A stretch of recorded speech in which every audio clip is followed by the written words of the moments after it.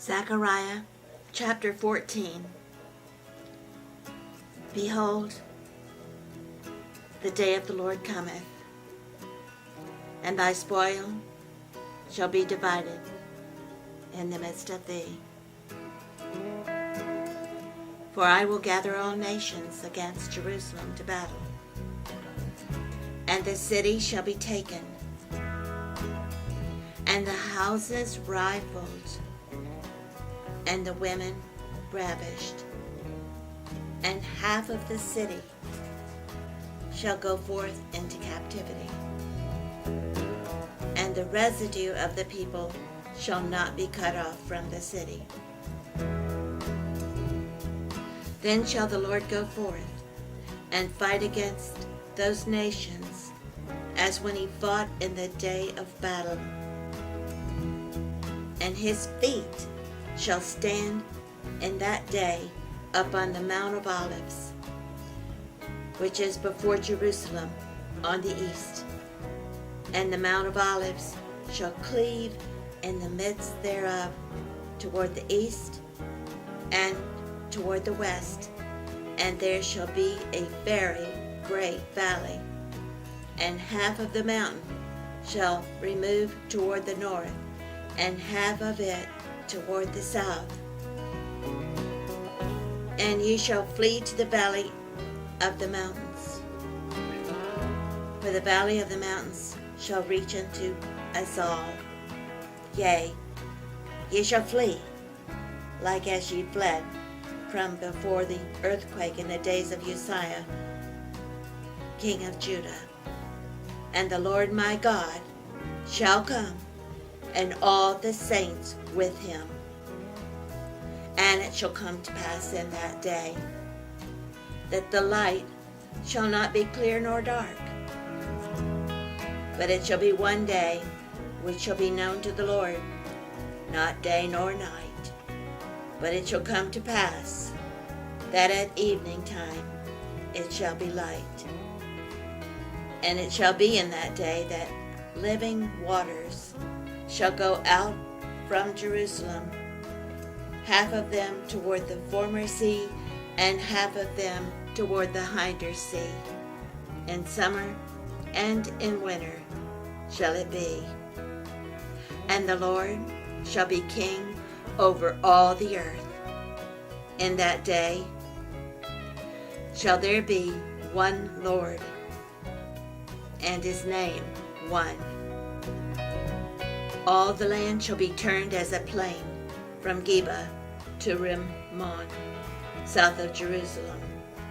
And it shall be lifted up and inhabited in her place, from Benjamin's gate unto the place of the first gate, unto the corner gate, and from the tower of Hananeel unto the king's winepresses. And men shall dwell in it, and there shall be no more utter destruction, but Jerusalem shall be safely inhabited. And this shall be the plague wherewith the Lord will smite all the people that have fought against Jerusalem. Their flesh shall consume away while they stand upon their feet, and their eyes shall consume away in their holes, and their tongue shall consume away in their mouth. And it shall come to pass in that day that a great tumult from the Lord shall be among them, and they shall lay hold every one on the hand of his neighbor, and his hand shall rise up against the hand of his neighbor. And Judah also shall fight at Jerusalem, and the wealth of all the heathen round about shall be gathered together, gold and silver and apparel in great abundance. And so shall be the plague of the horse, of the mule, of the camel, and of the ass, and of all the beasts that shall be in these tents, as this plague.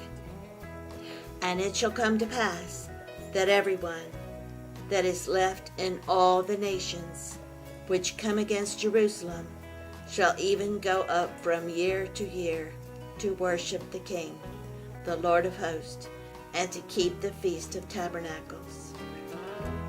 And it shall be that whoso will not come up of all the families of the earth unto Jerusalem to worship the King, the Lord of hosts, even upon them shall be no rain.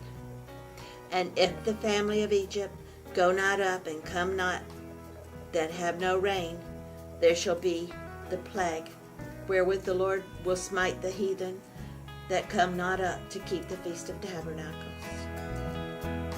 This shall be the punishment of Egypt, and the punishment of all nations that come not up to keep the Feast of Tabernacles.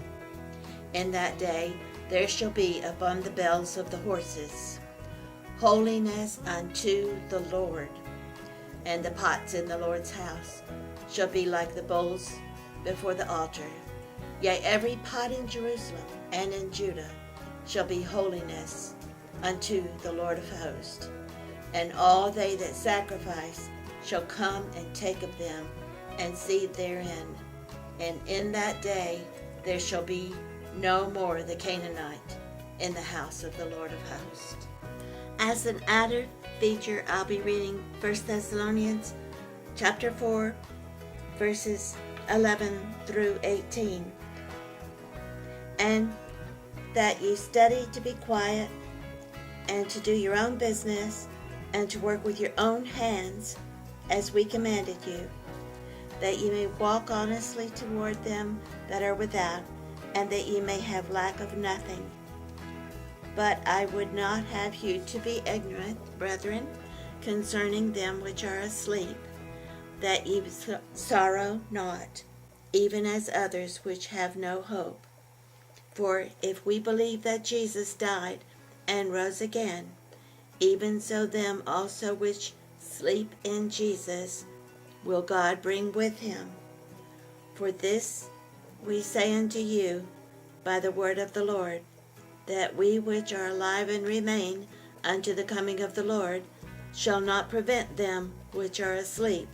For the Lord himself shall descend from heaven with a shout, with the voice of the archangel, and with the trump of God, and the dead in Christ shall rise first. Then we which are alive and remain shall be caught up together with them in the clouds to meet the Lord in the air, and so shall we ever be with the Lord. Wherefore comfort one another with these words.